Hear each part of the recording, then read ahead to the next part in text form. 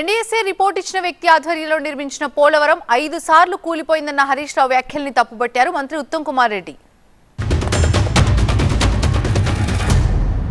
ఎవరైతే పోలవరం ప్రాజెక్ట్ కట్టినరో ఆయన నాయకత్వంలోనే 5 సార్లు అది కూలిపోయింది. ఆయనను తెచ్చి మేడిగడ్డ బ్యారేజ్ కు ఎన్డీఎస్ఏ చైర్మన్ గా రిపోర్ట్ ఇస్తే ఆ రిపోర్ట్ కున్న శాంటిటీ ఏంది అని నేను అడుగుతా ఉన్నా. మరి మన రాష్ట్రంలో కూడా అధ్యక్ష ఎస్ఎల్బీసీ కుప్పగూలింది, ఆయనకి ఎందుకు ఎన్డీఎస్ఏ రాదు? సుంకిశాల కూలింది, ఎందుకు రాదు? మన వట్టెం పంప్ హౌస్ మునిగిపోయింది, ఎందుకు రాదు? పెద్దవాగు ప్రాజెక్ట్ కొట్టుకపోయింది, ఆయనకి ఎన్డీఎస్ఏ ఎందుకు రాదు? దాని మీద ఎందుకు కమిషన్లు వేయరు? మీకు ఇష్టం లేకుంటే సుప్రీంకోర్టు జడ్జి మంచోడు కాదు, ఎన్డీఎస్ఏ మంచిది కాదు, ఇంకోళ్ళు మంచిది కాదు అంటే అది అట్లా కుదరదు. భారతదేశంలో కొన్ని సంస్థలు ఉన్నాయి, కొన్ని కాన్స్టిట్యూషనల్ బాడీస్ ఉన్నాయి.